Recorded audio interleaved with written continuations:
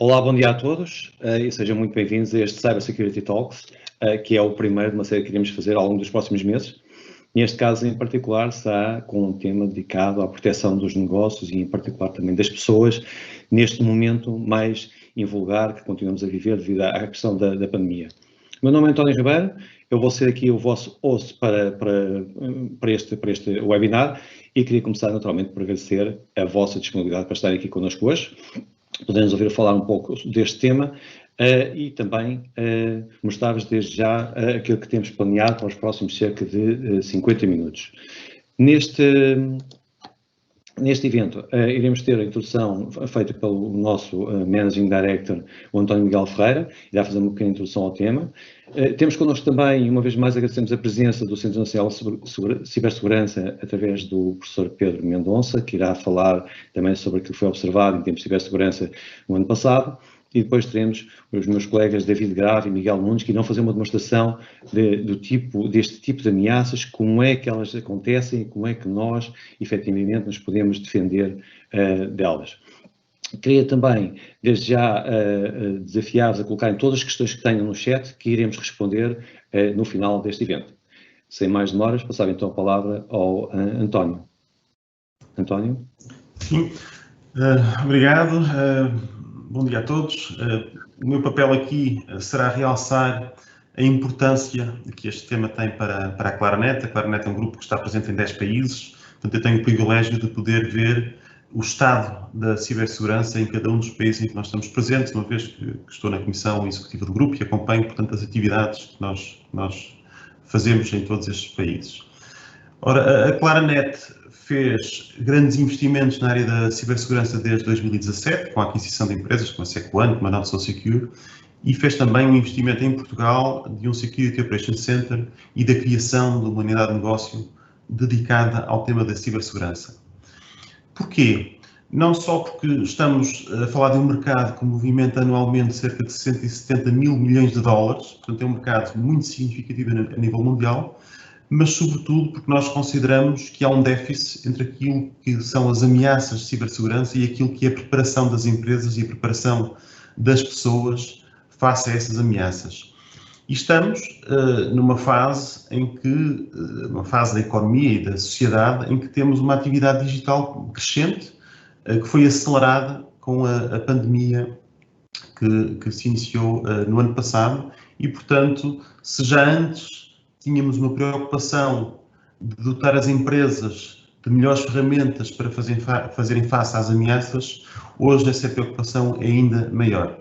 Vou dar aqui 2 ou 3 números apenas e depois o professor Pedro Mendonça certamente trará informação bastante mais relevante para mostrar qual o estado da cibersegurança em Portugal. Mas alguns números. 95% dos leaks, ou fugas de informação, são causados por erro humano. 88% das empresas já foram sujeitas a ataques de phishing, que é um dos principais vetores de ataque, um dos principais ataques e um dos principais problemas que a cibersegurança tenta tratar. E a maior parte, 86% destas fugas de informação, tem motivações financeiras e apenas uma pequena parte motivações de espionagem industrial. Ora, portanto, são números alarmantes, estamos a falar de 80%, 90%. Só cerca de 5% das empresas estão devidamente preparadas, devidamente protegidas para evitarem terem danos face a estes ataques crescentes. E, portanto, a mensagem que gostaria de deixar aqui é que não basta ter uma política de compliance para o RGPD, não basta, para as empresas que já têm, ter uma certificação ISO 27001 de segurança de informação, não basta ter segurança de perímetro através de mecanismos de firewall, não basta realizar um penetration test anualmente, é preciso muito mais do que isto, é preciso abordar de uma forma holística a cibersegurança e, portanto, a Claranet pode ajudá-los a fazer essa abordagem e queria, portanto, terminar realçando a importância que o tema da cibersegurança tem num mundo com uma atividade digital cada vez mais crescente. Sem mais demoras, e certamente porque terá muito mais informação para partilhar convosco, Deixo-vos agora com o professor Pedro Mendonça, que é autor do relatório de cibersegurança em Portugal, relativamente ao ano 2020, e, portanto, que agora tomará a palavra. Muito obrigado pela vossa participação. Bom dia, muito obrigado. Vou começar aqui por partilhar uma apresentação que pretendo utilizar. Devo dizer que é para mim um privilégio estar aqui, é uma oportunidade de apresentar, digamos que, alguns dados que o Centro Nacional de Cibersegurança tem pesquisado, estudado, distribuído através do Observatório de Cibersegurança, e eu vou procurar apresentar alguns desses dados, considerando um relatório que nós publicámos no final do ano passado, um relatório que é feito dentro do centro por várias pessoas e que procura tratar sobretudo do fator humano. É o aspecto que eu vou aqui reforçar. Nós temos outros relatórios mais ligados, por exemplo, à dimensão dos incidentes, etc., que também vou considerar aqui em algumas partes da minha apresentação, procurando perceber o estado da cibersegurança, sempre de uma forma mais ou menos limitada, mas é possível, mas considerando sobretudo este contexto, o novo contexto que nós vivemos. Estes são os vários tópicos que eu vou apresentar, falando de alguns dados, como disse, focando na questão do comportamento, mas também deixando algumas sugestões sobre o melhor modo de agir do ponto de vista das organizações e do comportamento do colaborador para evitar determinados problemas e determinadas ciberameaças. Ora bem, o teletrabalho, o trabalho à distância, como lhe queiramos chamar, é uma realidade que já existia, mas que se intensificou por razões óbvias, que todos nós conhecemos, em 2020 e parece continuar a estender-se para 2021. Existem vários aspectos que interessa relevar, no sentido em que têm relação com a cibersegurança. Alguns são positivos, na medida em que, por exemplo, há mais flexibilização nos processos de trabalho, mais trabalho por objetivos, também existe mais autonomia, aparentemente, em alguns desses processos, às vezes até com consequências no excesso de tempo de trabalho, eventualmente, em alguns casos, mas isto também trouxe maior dependência do digital. O digital, de facto, salvou-nos, entre aspas, na situação atual, mas ao mesmo tempo nós tornámos mais dependentes desse digital. Esse digital e o isolamento em casa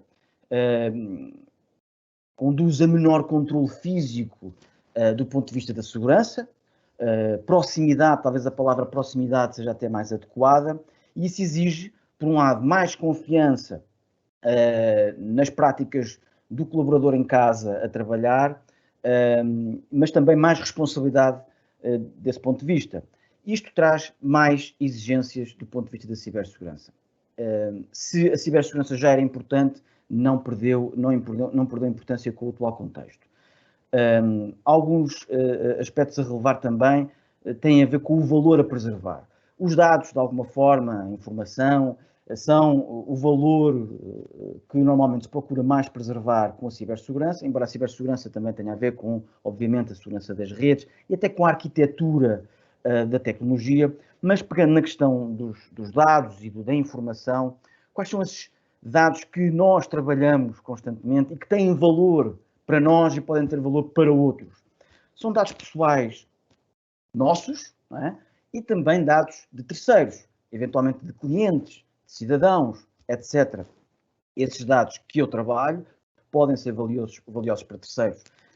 Esses dados podem referir-se a informação com valor ligado, por exemplo, à soberania nacional, se estivermos a falar da administração pública, mas também valor concorrencial e comercial, se falarmos de propriedade intelectual, industrial, etc.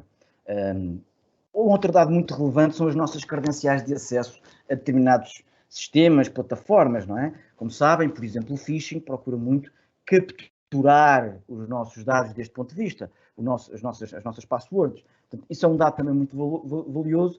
Bem, e depois existirão outros dados sensíveis, eventualmente até comprometedores, não no sentido necessariamente ético ou legal, mas do ponto de vista reputacional, que não me interessa partilhar com terceiros. Ora, estes dados são utilizados cada vez que são capturados de forma ilegal são usados por terceiros criminosos, cibercriminosos, como valores de troca, muitas vezes na Dark Web, na chamada Dark Web, portanto, numa espécie de mercado paralelo, de zona paralela na internet, onde são vendidos, onde são transformados também em valor monetário, por exemplo, através de acesso a contas bancárias, ou então são utilizados como instrumentos estratégicos na luta entre Estados, por exemplo, na luta, entre aspas, na relação entre Estados, na atividade ativista.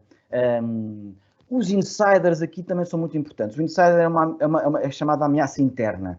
Esta ameaça interna pode ser voluntária, um trabalhador, por exemplo, que por vingança ou por razões ideológicas procura comprometer a organização ou os dados dessa organização, mas também pode ser um insider negligente.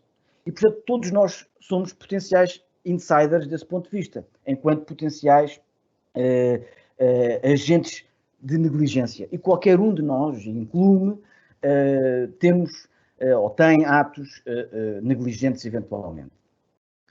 Eu agora vou apresentar aqui alguns números sobre incidentes e cibercrime que acho que revelam a importância desta área nos últimos anos e como ela tem relevância do ponto de vista das ameaças que nos vão aparecendo. Reparem, entre 2018 e 2019, o CERT.pt viu aumentar em 26% o número de incidentes registados. Entretanto, vamos lançar um outro relatório relativamente a dados de 2020, sairá em breve, o relatório Riscos e Conflitos, onde estes números são atualizados. Mas, em todo o caso, já vemos aqui uma tendência entre 2018 e 2019 bastante relevante. Houve um aumento também no número de crimes informáticos participados em 42,7% entre 2018 e 2019 ainda, atenção, e um aumento de 21% no número de denúncias ao gabinete de cibercrime. Agora olhamos para o ano de 2020. Se compararmos o primeiro semestre de 2020 com o primeiro semestre de 2019, portanto aquele semestre do primeiro confinamento, houve um aumento de 101% no número de incidentes registrados pelo CERT.pt, uma tendência também verificável a nível internacional. Com dados da OCDE, Europol, Interpol, isso é bastante evidente. O número de denúncias ao gabinete de cibercrime em 2021 aumentou 183%. Portanto, também temos aqui um dado muito relevante em relação a 2021.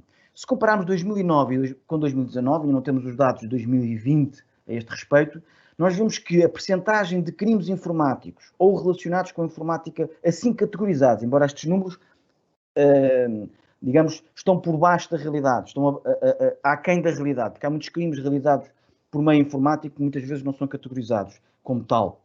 Mas, em todo o caso, em 2009, eles representavam 0,6% do total de crimes participados no país. Em 2019, já representavam 5,4%, sempre num crescendo. Ora bem, estes números que eu agora referi têm a ver, sobretudo, com incidentes, ciberameaças e cibercrimes. Vamos agora olhar para o fator humano. E, portanto, vou recorrer a um relatório já mencionado, ligado à componente sociedade. Nós, no Observatório de Cibersegurança, do Centro Nacional de Cibersegurança, lidamos com várias áreas, temos uma abordagem multidisciplinar e a componente sociedade é uma delas e que tem a ver com, precisamente, o comportamento.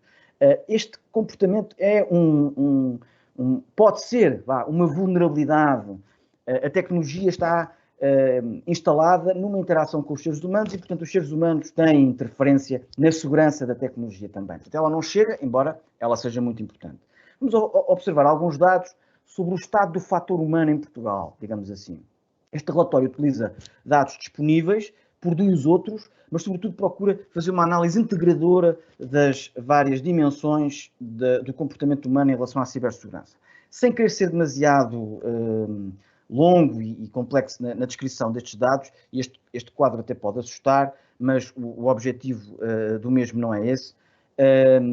Nós fazemos uma análise de vários indicadores e procuramos fazer uma avaliação relativamente aos valores absolutos, ou seja, se eles têm valores considerados positivos acima de 50%, se comparam bem com a União Europeia e se a tendência é positiva. Nós analisámos mais do que 55 indicadores neste relatório, mas só consideramos que apenas 55 seriam possíveis de analisar desta perspectiva. Ora bem, nós tivemos vários temas nesse relatório, como atitudes, comportamentos individuais, comportamentos organizacionais, educação e sensibilização, que foram avaliados nestes 3 domínios. E podemos dizer que dos 55 indicadores, apenas 24 ou em 24 vezes eles foram considerados positivos. Portanto, ainda estamos aquém da metade desses indicadores. Portanto, acho que há um esforço que deve ser feito no sentido de melhorar a componente comportamental da cibersegurança em Portugal. Destacaria que a componente de educação e sensibilização é a mais razoável em termos de dados. Também é que permite menos comparações com a União Europeia. Mas, em todo o caso, nota-se um esforço no aumento de cursos, no aumento da sensibilização, do impacto dessa sensibilização. Isso é um dado muito relevante. Contudo, as atitudes e os comportamentos ainda são insuficientes. Temos já alguns casos positivos, por exemplo, as atitudes a nível individual, aliás, as atitudes, porque as atitudes são sempre analisadas aqui a nível individual, as atitudes têm aqui, em termos de números absolutos, um resultado até interessante, mas em termos relativos, comparando com a União Europeia, muito menos interessante. Portanto, há aqui um trabalho a realizar. Os valores absolutos e de tendências são mais ou menos positivos. Volto a dizer e reforço, a comparação com a União Europeia requer mais trabalho. Agora vou olhar aqui para alguns números em particular, nem sempre negativos, porque há números positivos, sem dúvida. Por exemplo, eu considero este número positivo, dado o aumento no número de incidentes, que é a preocupação com a cibersegurança, e, sobretudo, aqui um dado muito específico, a preocupação dos indivíduos em relação ao uso da internet para atividades como o banco online ou a compra de bens e serviços online. Ora bem, aqui em Portugal, 74% das pessoas revelam preocupação com este aspecto. É um número razoável, no entanto, a tendência é de crescimento em relação ao ano anterior, isto são números, portanto, de 2019, e também não compara completamente bem com a União Europeia. Em todo o caso, a preocupação com determinados cibercrimes ou com a possibilidade de alguém ser vítima de cibercrime tem aumentado. Um exemplo aqui em relação ao roubo de identidade, talvez fruto de um maior uso das redes sociais em relação ao ano anterior, portanto, em relação a 2018 para 2019, houve um aumento de 9 pontos percentuais com esta preocupação.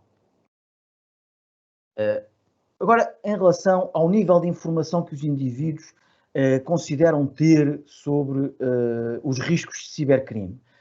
Por exemplo, este é um indicador que não cabe naquela análise que eu fiz anteriormente abrangente, porque é muito relativo perceber se a pessoa sentir-se bem informada ou não é bom ou mau, porque às vezes eu sentir-me mal informado pode significar que eu tenho consciência do problema, não é?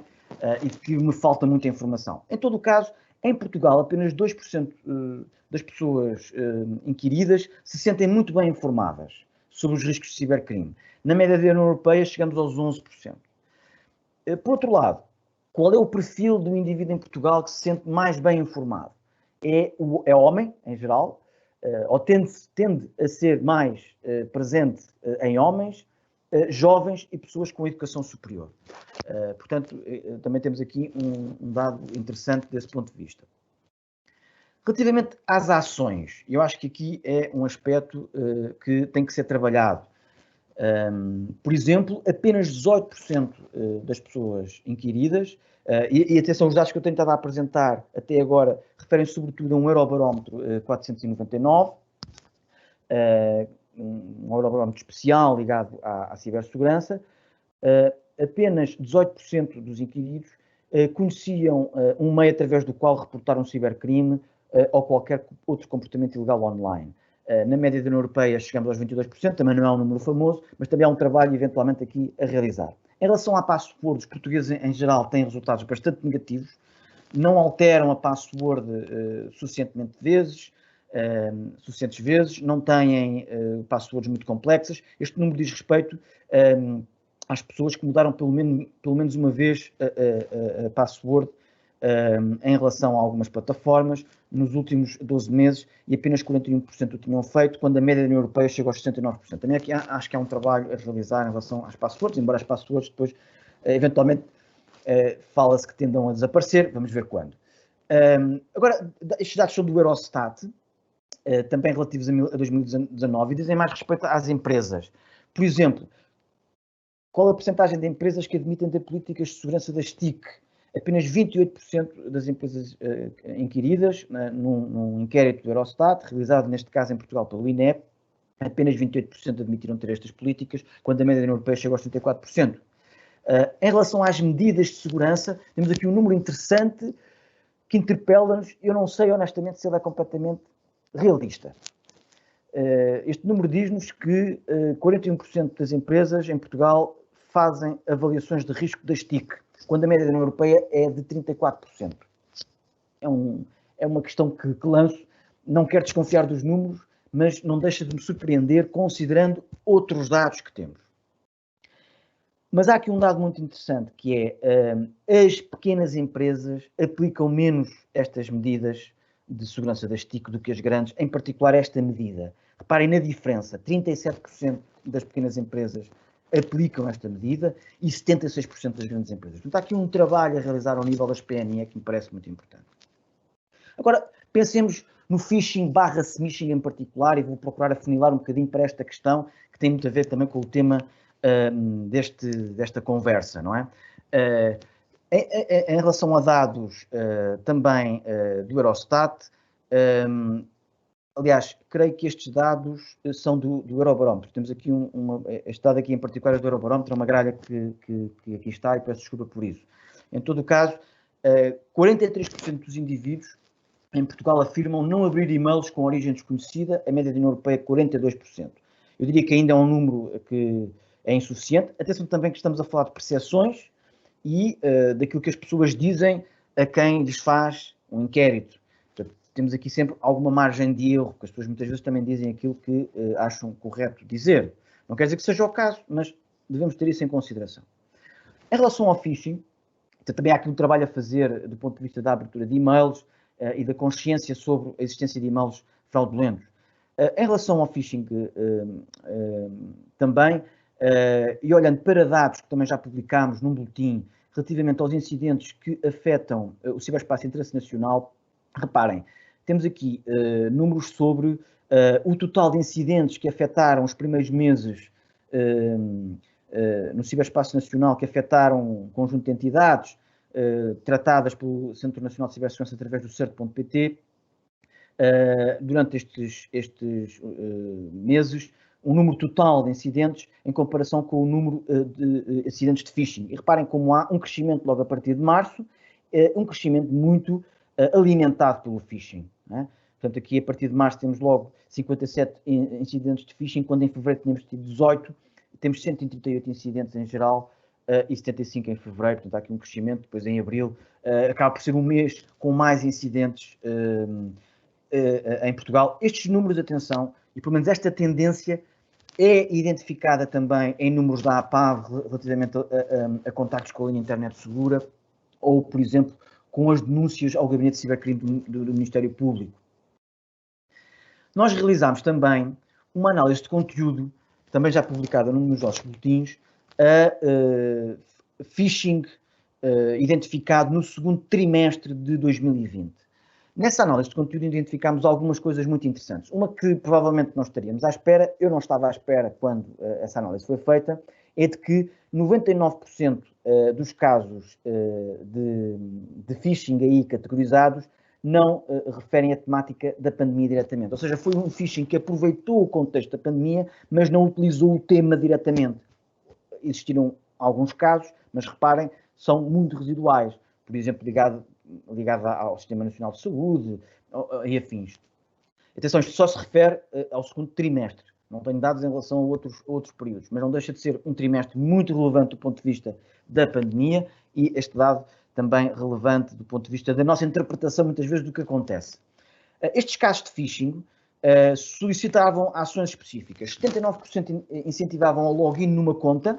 Portanto, isto são aspectos que nós devemos ter cuidado quando recebemos, em relação aos quais devemos ter cuidado quando recebemos um e-mail.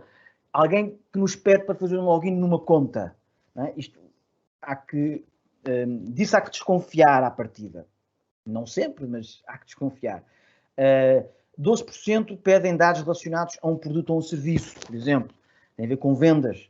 7% prometem um ganho financeiro e 3% referem-se ao preenchimento de um documento. Muitos destes casos de phishing tinham a ver com a banca, tinham a ver com plataformas de streaming, com encomendas, por exemplo. 3% eram spear phishing, ou seja, dirigidos diretamente a pessoas específicas, tratando-as pelo nome, eventualmente, em organizações, e 94% pediam para clicar num URL. Portanto, ter muita atenção em relação aos URLs, não clicar em qualquer URL, aos anexos também, é muito importante ter em consideração isso. E os alvos? Nós categorizámos 3 tipos de alvos: clientes, trabalhadores ou cidadão em geral. E reparem que em geral eram clientes, ou seja, pessoas potencialmente clientes da entidade que era simulada no phishing, não é? Uma entidade bancária, um serviço de streaming. Outros eram trabalhadores, e normalmente aqui, eventualmente, pode estar ligado muitas vezes a casos de spear phishing, mas não só, ou seja, dentro de uma organização, e depois relacionados com o cidadão em geral, coisas ligadas ao Estado e a dados de cidadãos. Portanto, este aspecto também é muito importante. É muito na lógica de cliente que eu sou abordado por phishing. Também fizemos uma categorização muito comum, atenção, não é propriamente original, em relação a estes conteúdos, em função de 6 princípios de persuasão de Cialdini. Cialdini é um autor que publicou um livro sobre princípios de persuasão. São 6. Autoridade, escassez, reciprocidade, consistência, afinidade e prova social. São 3 formas de capturar a atenção de alguém e de persuadi-lo a fazer alguma coisa. A autoridade tem a ver com se é aquela entidade a pedir que é credível, então deve ser verdade. Escassez tem a ver com alguma coisa que existe em pouca quantidade, então temos que agir rapidamente. Reciprocidade tem a ver com se eu te dei alguma coisa, tu deves me dar alguma coisa em troca. Consistência tem a ver com se nós temos uma relação que tem um determinado conjunto de regras e interagimos de determinada forma, eu vou sentir a obrigação de continuar a interagir dessa forma. Afinidade tem a ver com a relação afetiva que eu posso estabelecer com alguém e com a prova social. E a prova social tem a ver com eu mostrar que se muita gente faz, então provavelmente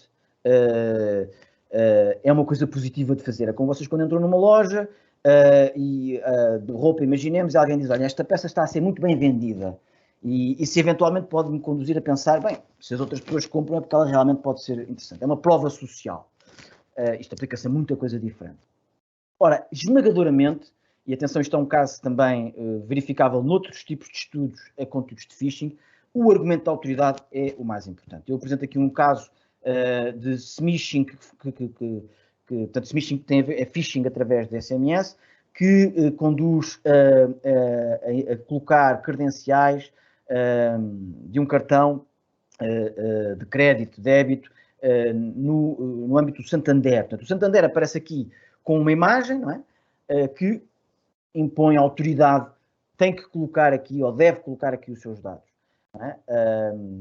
Ora bem, 90% dos casos referiam-se a este tipo de técnica.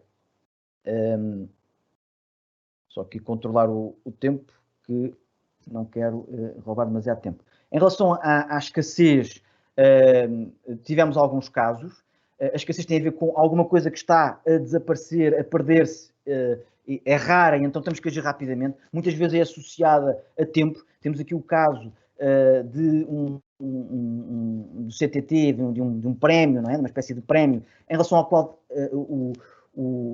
a vítima deve agir rapidamente, porque tem 4 minutos ou 5 minutos para agir, partilhando dados, etc., clicando onde não deve. E depois também temos um caso ligado à reciprocidade. Não vale a pena agora estar aqui a desenvolver muito, mas tem a ver precisamente com se, por exemplo, eu paguei um determinado valor por um serviço e a seguir pedem-me um valor um bocadinho mais alto para completar o serviço, eu não vou achar estranho, eventualmente, pagar qualquer coisa, até porque nós já tínhamos construído uma relação de confiança anteriormente. Os casos de consistência, afinidade e prova social são muito mais raros em casos de phishing, sobretudo phishing massificado. São mais próprios de phishing, spear phishing dirigido, porque implica uma interação e uma relação social.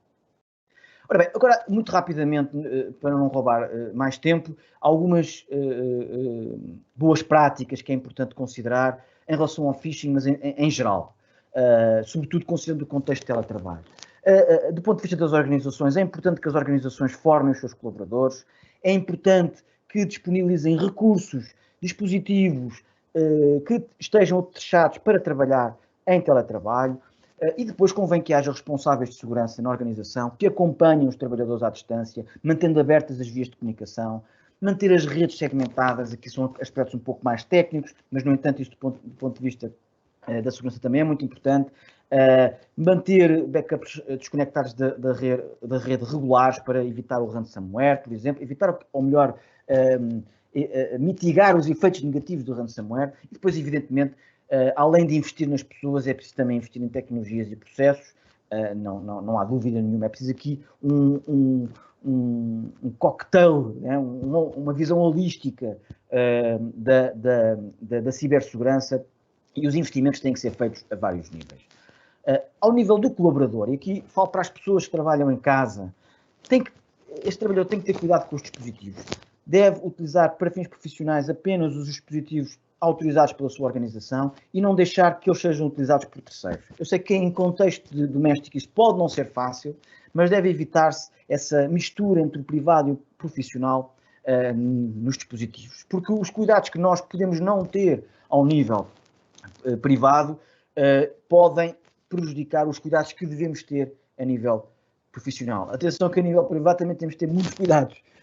Eventualmente existirá a informação privilegiada a nível profissional que nos torna mais atraentes, digamos assim, para eventuais ataques. Usar apenas pernas USB confiáveis, bloquear os dispositivos quando não estão a ser utilizados, eventualmente usar um filtro no ecrã do portátil. Não quero que desconfiemos da família, mas em todo o caso acho que devemos ter algum cuidado também a esse nível.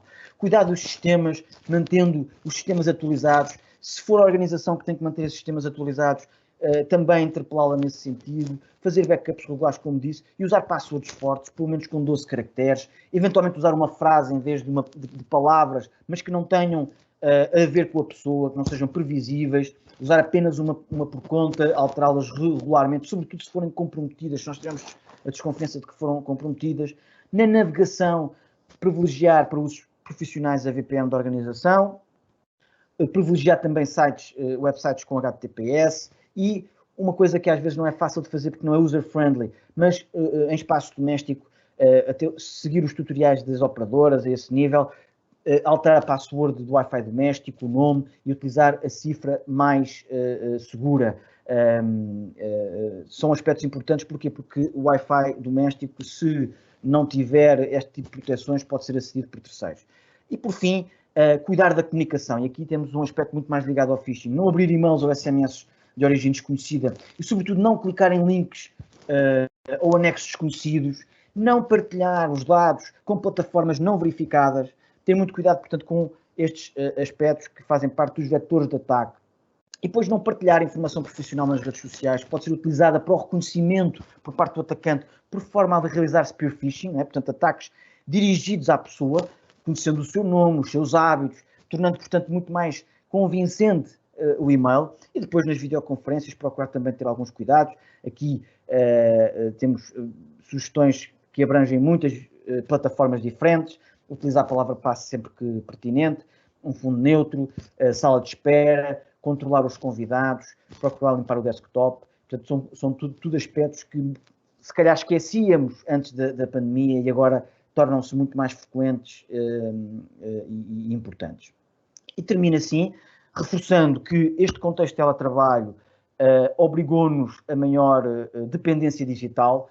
Há autonomia em alguns aspectos, mas há maior dependência, maior fragilidade, maior exposição, de alguma forma, do fator humano a ciberataques, e eles foram explorados, não é? Eles foram explorados. O número de incidentes aumentou porque o cibercrime é organizado e adaptou-se muito rapidamente às circunstâncias. Portanto, nós também temos que nos adaptar com maiores exigências de cibersegurança portanto, o fator humano permite o contornar da sofisticação técnica, ainda que a sofisticação técnica tenha que existir. Em Portugal é preciso melhorar os comportamentos, sobretudo as ações. Muitas vezes as pessoas têm consciência dos problemas, mas depois não atuam verdadeiramente. O phishing foi, sem dúvida, um dos vetores de ataque mais importantes. É preciso ter cuidado, portanto, com os dispositivos, os dados, a navegação e a comunicação, de forma a mitigar alguns destes riscos. Não há segurança a 100%, evidentemente, mas há segurança com percentagens muito maiores, certamente, do que aquelas que os números que eu mostrei evidenciam em relação aos comportamentos. Muito obrigado pela atenção. Estou disponível para qualquer questão. Sei que a seguir, creio que vai ser apresentada uma demonstração de um ataque de phishing e, portanto, passo então a palavra a quem de direito. Muito obrigado pela vossa atenção. Viva, muito obrigado. Obrigado, Pedro, pela introdução e aqui pelo contexto, pela contextualização que nos fez das ciberameaças e do Estado e do impacto que temos visto e da realidade em Portugal. Nós vamos apresentar aqui um pequeno caso prático, ok? Vamos pegar aqui o conceito, é um conceito muito simples e real de um incidente de cibersegurança, uma suspeita que nos chegou a nós, inicialmente com uma suspeita de um acesso ilegítimo a uma caixa de correio por terceiros e que resultou numa fraude financeira para a empresa, ok? Portanto, tipicamente estes incidentes quando nos surgem-nos com um nível de detalhe reduzido, mas com uma urgência muito grande por parte das empresas, dado o impacto que teve na organização. E identificámos logo que existiriam aqui pelo menos 3 envolvidos, uma empresa cliente, um fornecedor e um atacante. Não estava claro em que fase é que teriam e quais é que teriam sido as técnicas usadas. Vimos logo rapidamente que existia aqui uma troca de e-mails alegadamente pelo fornecedor para o cliente a dizer, atenção, existe aqui um invoice pendente, por favor, procedam ao pagamento. Estão aqui, aproveitamos para atualizar também a nossa informação bancária, trocamos de banco e está aqui a informação bancária para a qual deve ser feito este ataque. O que nós verificamos logo aqui é que, na realidade, quem envia este e-mail não é a empresa realmente fidedigna, mas sim um atacante que se faz passar pela empresa porque houve aqui um registro de um domínio semelhante, ok? Isto é uma prática muito comum que nós temos vindo a observar com cada vez mais frequência, que é a utilização de domínios semelhantes com caracteres bem posicionados, geralmente de troca de um I ou por um L, aqui foi a duplicação de 2 Is e que no dia a dia do utilizador que quer ser diligente, ser produtivo, é muito difícil conseguir de uma forma consistente identificar estes indicadores de que claramente este é um e-mail aqui neste caso de spear phishing muito bem direcionado, ok? E o que é que nós vemos aqui? Obviamente o cliente não identificou estes indicadores e passou internamente para a sua equipa de suporte, por favor atualizem aqui os detalhes bancários, ok? Esta equipa de suporte, a partir do momento que recebe esta informação do seu financeiro, considera legítima e atua sobre ela e atualiza os dados bancários, ok? Posteriormente, este financeiro informa o atacante de que o pagamento foi feito com sucesso e pede verificação. Okay? Temos aqui um ponto muito interessante, que é, do ponto de vista do atacante, é muito importante manter a aparência de que tudo correu bem. Okay? Isto permite a esta organização receber estes fundos, garantir que eles não são cancelados e poder movê-los rapidamente entre contas, quando este incidente for detectado, os fundos já não estão na conta original por onde foram transferidos, okay? E então aqui o atacante dá só cuidado de dizer sim, recebemos o pagamento, está tudo bem, business as usual, ok? Quando é que isto começa, quando é que se começa aqui a perceber que alguma coisa de errada acontece? É quando temos aqui um contacto agora sim pela empresa, efetivamente, pela empresa fidedigna, a dizer, atenção, o vosso invoice está overdue, por favor, efetivem o pagamento. Ao qual, obviamente, o cliente diz, não, nós não temos nada overdue, já foi feito o pagamento, por favor, está tudo dentro do que temos acordados. E aqui, tipicamente, é quando se instala o caos, ok? Temos aqui um fornecedor que começa a pedir detalhes de pagamento quando não os recebe, e aqui podemos ver aqui uma questão que é, houve aqui claramente algum cuidado de observação por parte do atacante nos procedimentos adotados, porque rapidamente se consegue verificar que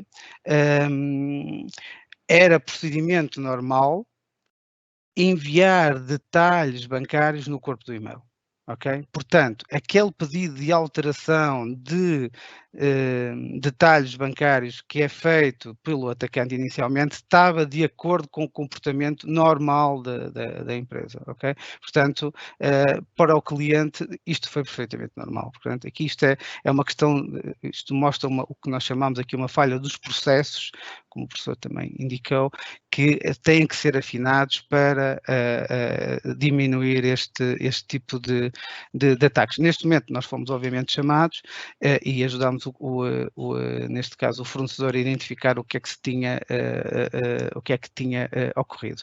Os vetores acabam por ser aqui os suspeitos do costume. Obviamente foi um ataque de spear phishing que terá levado à exfiltração, obviamente, ao decorrer da exfiltração de credenciais, conjugado com uma ausência de MFA, ok? Não existe aqui um duplo fator de autenticação, o que não permite, que não dificulta e não impede este tipo de acessos legítimos por uma terceira parte, porque se existisse, obviamente, o dono da conta teria verificado muito rapidamente que algum acesso legítimo e teria sido impedido, obviamente. Há uma observação de comportamento, que origina aqui o que nós chamamos, neste caso, uma personificação, um roubo de identidade ou uma personificação daquele colaborador, daquela empresa, que aproveita-se destas faltas de processos que existem e da ausência de formação dos colaboradores para perpetrar um auto.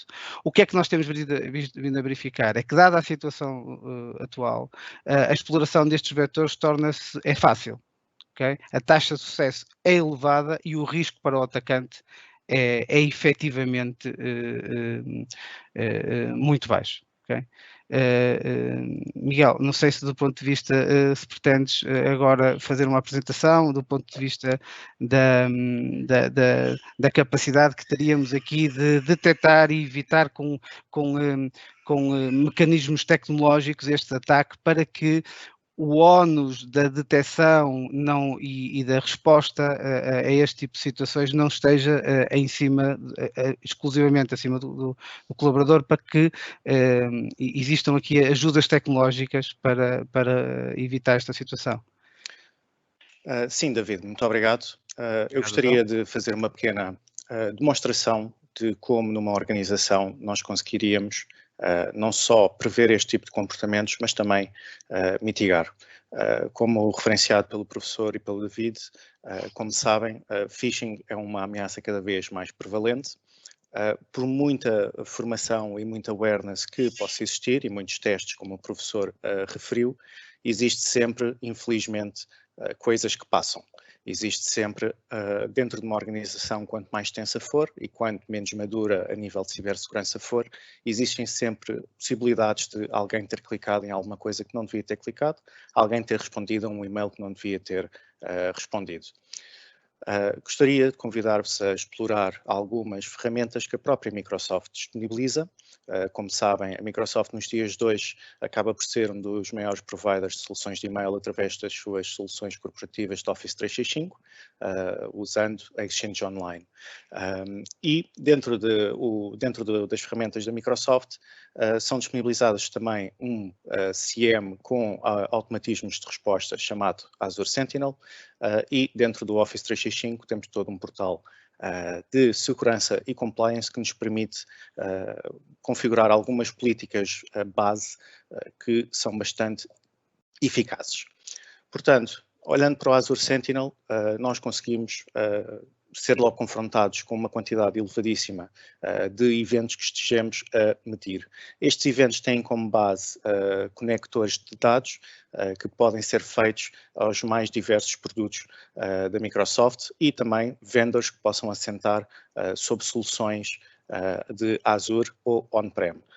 Naturalmente, os efeitos do costume da Microsoft, tanto a suite Office 365 como a atividade da Azure, Azure Defender, Microsoft Cloud App Security e Microsoft Defender for Endpoint são data sources possíveis que nós inserimos que nos permitem controlar não só os dispositivos dos nossos colaboradores, mas também conseguir controlar o mail flow, todos os acessos internos ou externos que esse utilizador possa estar a fazer, medir os seus comportamentos, tirar uma tendência de qual é que é o comportamento normal de um utilizador, seja na navegação da internet, seja no acesso ao seu computador, a autenticação que irá fazer, a partir de que ponto é que faz essa autenticação e se alguma coisa sair fora do padrão, irá ser gerado um alerta. O Azure Sentinel e outras plataformas de si só nativamente não conseguem medir possíveis ameaças de phishing, a não ser que seja através de desvios de padrão. Mas como sabem, como o David demonstrou, por vezes as coisas são tão bem forjadas que não há assim grande padrão para fugir, porque se uma entidade maliciosa infiltrar algum tipo de processo e conseguir passar-se por uma entidade fidedigna da empresa que irá todos os meses ter uma recorrência de um pagamento ou todos os meses haver uma partilha de informação, caso seja o caso, bem, este comportamento na realidade não sai fora do padrão. Portanto, uma plataforma de previsibilidade não irá conseguir detectar este problema. Qual é a solução, no entanto? Bem, como falei, utilizando o portal de protection do Office 365, na componente de gestão de ameaças, nós podemos configurar várias políticas de segurança para a nossa organização. Políticas de segurança que podem passar por políticas de anti-phishing, anti-spam, anti-malware, que podem ser mais restritivas ou mais permissivas consoante a maturidade da nossa organização e consoante o tipo de informação que nós tivermos acerca das possíveis ameaças que possam existir.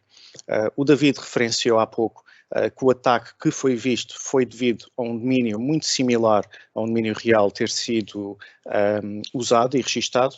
Existem ferramentas como de Open Source Intelligence que nos permitem verificar precisamente aquilo que nós chamamos de domain squatting, com alguns níveis de entropia.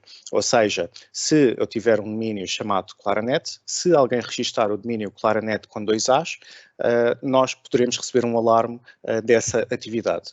E com base nesses alarmes, com base nessas alarmísticas de domínios similares que nós somos detentores do IP ou domínios com o qual nós interagimos regularmente, de fornecedores ou assim, nós podemos criar um repositório de informação previsível que nos pode dar aqui ferramentas para alimentar os nossos CMs ou as nossas ferramentas de alarmística que vão proativamente bloquear ou notificar-nos desses domínios. E o Azure Sentinel tem precisamente essa possibilidade. Através da criação de um playbook, que são nada mais do que scripts de automatização de Azure Sentinel, nós podemos carregar uma feed qualquer e desenhar uma recorrência que irá consultar uma feed de dados que nós tenhamos, irá carregar esses dados dentro do Azure Sentinel e nós iremos conseguir consultá-los e proativamente bloqueá-los ou sermos notificados. Por exemplo, podemos integrar também este playbook ou esta Logic App para automaticamente conectar-se à nossa firewall e bloquear toda a comunicação para o domínio malicioso que foi detectado. Não é o caso deste Proof of Concept, neste caso estamos apenas a inserir esta feed na nossa Threat Intelligence. O Azure Sentinel tem a possibilidade de fazer programação de uma forma orientada a blocos bastante simples, no entanto, para as pessoas mais avançadas, se quiserem, obviamente, olhar para o código, também têm essa possibilidade. Portanto, se nós formos aqui à parte, peço desculpa, se nós formos aqui à parte de Threat Intel, podemos ver que começam a aparecer aqui domínios usados em phishing, alguns relacionados com a Covid-19, outros que já são domínios de malware identificados, possíveis CNC servers, ou então mesmo domínios de malware, às vezes alguns que nem sequer têm DNS names, apenas são IPs que as pessoas lá possam carregar, outros com nomes completamente estranhos, alguns com nomes bastante parecidos com entidades reais. No entanto, surge sempre a questão, e se alguém clicou neste URL, a feed é carregada posteriormente de alguém ter carregado neste URL, será que nós iremos ver alguma coisa? A resposta é sim, iremos. Assim como a feed é carregada, nós conseguimos, através desta ferramenta e similares, validar todos os logs de Exchange, ou de outro mail server, ou de outra tipologia qualquer, e ver se alguém nos últimos tempos recebeu um e-mail que contenha este URL no seu body e, se porventura, e aqui já é a funcionalidade própria de Azure Sentinel e outros CMs que possam ter agentes instalados nos computadores pessoais ou profissionais da pessoa, nós conseguimos detectar se a pessoa efetivamente clicou ou não. E irá surgir um incidente deste estilo.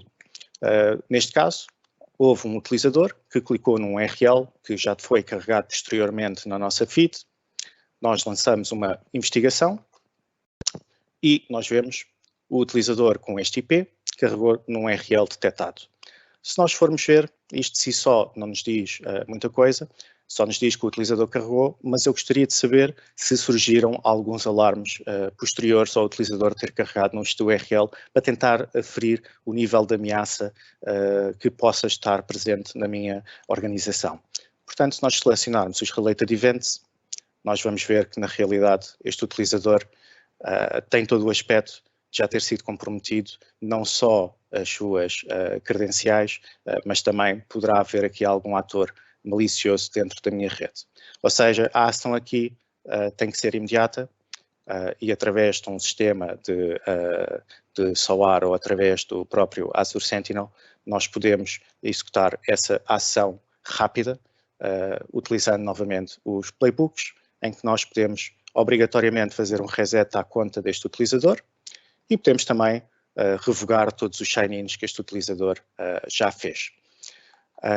Como o Azure Sentinel, existem outras plataformas que conseguem atingir o mesmo efeito num ponto de vista empresarial. Num ponto de vista pessoal, eu gostaria de partilhar novamente dois slides do David, em que nós podemos ter aqui algumas noções a título pessoal em que como é que poderíamos ter identificado que alguma coisa aqui se passa. O David já identificou, mas eu gostaria de chamar a atenção aqui a algumas coisas.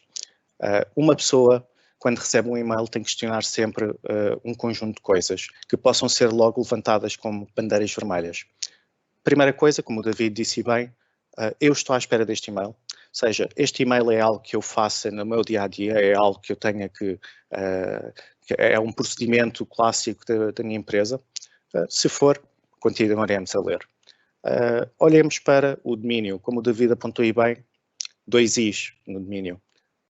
2 Is no domínio. Ou seja, há aqui qualquer coisa que não bate certo. Mais o subject. Começa com um response, um mail inicial começar com um response, algo aqui de estranho se passa. E se algo aqui estranho se passa, se calhar vou validar a data e a hora que eu recebi este e-mail.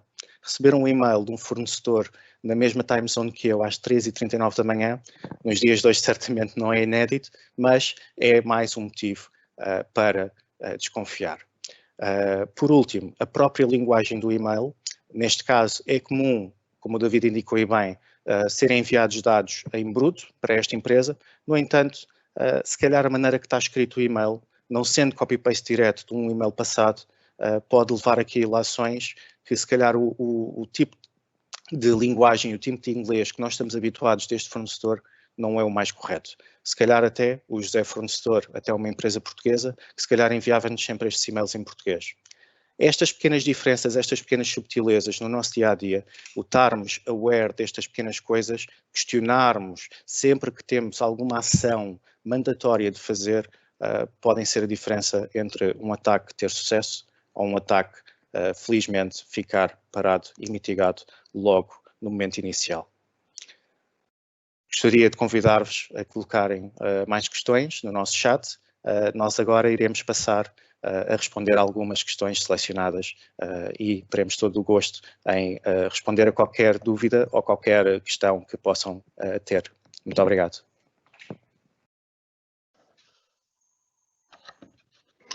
Bom dia a todos uma vez mais. Obrigado a todos os oradores também pelas excelentes apresentações. Espero que tenha sido um contributo muito positivo nesta manhã. Desde já, minhas desculpas por algumas dificuldades técnicas que fomos tendo, mas que entretanto também foram ultrapassadas. Nós temos, enfim, aqui também algumas questões que iremos aproveitar em 2 minutos que nos sobram para tentarmos então ainda responder. E começar precisamente com uma questão para o Pedro, do Centro Nacional de Cibersegurança, que tem a ver precisamente com a importância do phishing no ano passado. Ou seja, de facto, a que é que se deve esta importância tão grande deste tipo de ataques em 2020? Pedro? Tem uma razão possível que tem a ver com a exploração, no fundo, do fator humano, não é? Porque houve, de facto, uma migração das pessoas para o trabalho remoto, algum isolamento, digamos assim, maior dependência do digital e de serviços digitais e, portanto, digamos que os atacantes encontraram aí uma oportunidade, nem sempre utilizando a pandemia necessariamente como um tema, embora isso também possa acontecer. Em Portugal isso não se verificou assim tanto, pelo menos em alguns dados que apresentei, mas pelo menos explorando serviços em relação aos quais as pessoas têm maior dependência e essa dependência foi reforçada pelo trabalho remoto, nomeadamente ao nível de serviços bancários e de streaming, de correio postal, etc. Portanto, eu creio que terá a ver com esse fator, portanto, o mostrar do fator humano como um fator de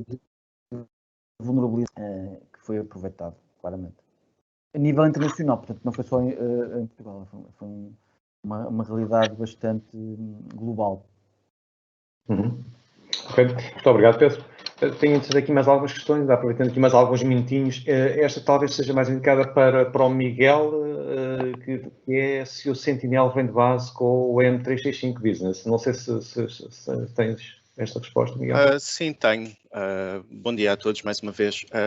O Sentinel é um add-in, chamemos-lhe assim, é um produto adicional que faz parte da suite de Azure. Qualquer tipo de subscrição de Microsoft 365 ou que tenha serviços de Azure já ineridos pode ter acesso ao Sentinel. No entanto, o Sentinel em si terá custos adicionais que têm que ser acautelados.